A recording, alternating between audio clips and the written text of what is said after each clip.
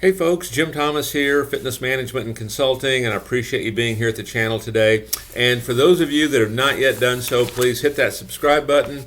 And if you do find the information that we provide beneficial to you, please hit that like button as well. Now, our topic for you today, it's the 5 common pitfalls that will ruin a gym business. Let's get into it. Okay, number 1, it's insufficient capital. Okay, we just don't have enough money. And the big message here is that, sales, money, capital, all of this, this is the oxygen, to your business, and you've got to make sure that it's flowing. And some of the comments that I can make here for you in terms of, insufficient capital, what happens a lot of times when folks will acquire a gym or even when they're going to build a new one, is they will have enough money based on everything kind of working perfectly.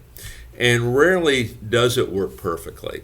And so what you want to do is, I would have a strategy, hey, if it works at 75%, okay, I can still make it work. So don't put a strategy together economically that requires 100% effectiveness, okay, that you're going to hit these numbers month in, month out. You're going to maintain, this overhead month in, month out. So make sure you give yourself some wiggle room in there. What we like to see you do is have at least a minimum of 1 month base operating expense on hand. If you don't have that right now, make that one of your initial goals. Let's stockpile a little cash there just because you never know when you're going to need it. And then maybe the last thing I would add here is one of the things you always want to be doing is you're always looking for funding. Whether it's investors or banks or any kind of lending institution, you're always looking for it. And doesn't mean you have to act on it. In most cases, you probably won't. But if you ever needed to quickly, you want to have these things, close and nearby. So, insufficient capital.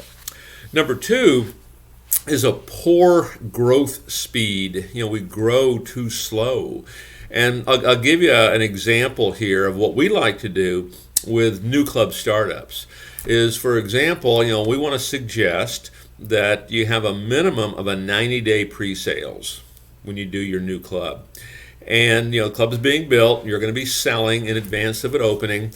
And what this does for you, you've got 90 days of really just pure selling.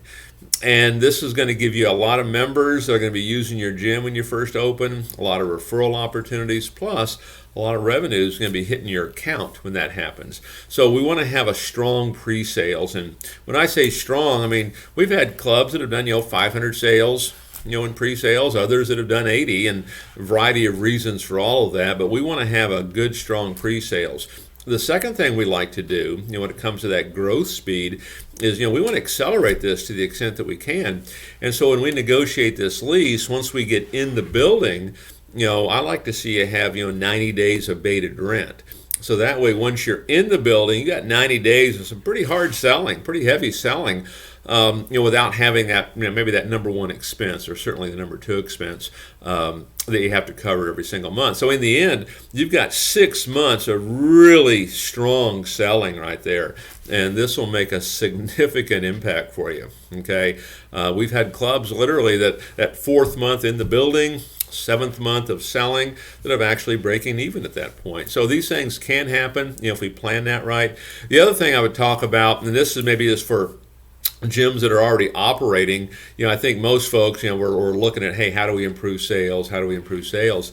But the other thing too, if you want to really accelerate that growth, how do you keep what you have? Make sure you've got a real strong retention, program in place to make sure that you're driving those numbers down.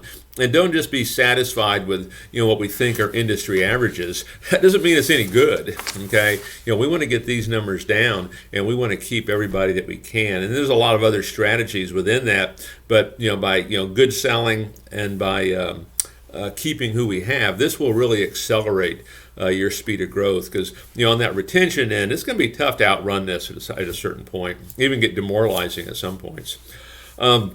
Number 3 is competition woes. Okay, we have competition woes, and if you're offering the same product as everybody else, you're going to have a lot of competition. The secret here is differentiation. What is your unique selling position? What are you doing that's different than everybody else?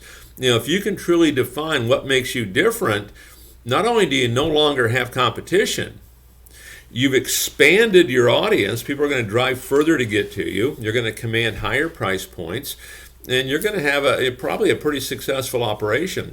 So, if you're having issues with competitors, the reason you are is because the consumer is not perceiving you to be any different. So make sure that gets addressed, and hopefully that gets addressed in our business plan and gets addressed right off the bat. Many times it doesn't, and many times what we think is differentiation really isn't, because we can't say, oh, we're the friendliest, we're the cleanest. Everybody's saying that, whether it's true or not, they're all saying that. How can you quantify really what makes you different? And that way you don't have these competition woes. Number 4, internal strife. Boy, this is a big one. Whether it's, maybe it's your sales team, maybe it's your management team. I know I got involved with a group one time, and they had, 5 different partners, and boy, they were all going different directions. And the reason they brought me in was to, define what direction was that going to be. But they had enough, internal strife in there that didn't matter what they were going to do. As long as that's what was feeding down from the top, they were going to have a problem. So, take a look and make sure that internal strife is not going to be an issue for you. And then number 5, as far as our pitfalls that will really ruin a gym business, is over-dependency. Here's what I mean by this, is maybe you're over-dependent on one key person.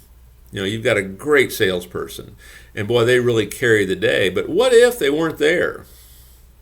What would happen? Okay, because people do leave, right? And so, what is our training process? What is our onboarding process? How are we developing other people? Okay, you don't want to become over-dependent upon one person. That's not going to be healthy for your business. Even over-dependent on a key account. I can think of clubs in the past that, we had corporate accounts that, every year they'd bring down a check for, $110,000. And boy, that kind of made the year right there. What if that account goes away? Okay, so we get over-dependent upon certain things. We get over-dependent on people, on key accounts, and other things. What you're always looking for, whether you're a gym owner, which is really who I'm talking to here, but even managers and salespeople, what you're looking for options. You always want to have options. Don't have over-dependency on any one thing. That's going to make you very vulnerable, for what the future might hold. So, folks, there's 5 common pitfalls. Take a look at them. Make sure you're not experiencing any of those. Make sure you're not heading that direction. If you are, get some help. You want to get that corrected. Folks, my name is Jim Thomas. My company is Fitness Management and Consulting. I appreciate you being here today. Hope you all have a great day.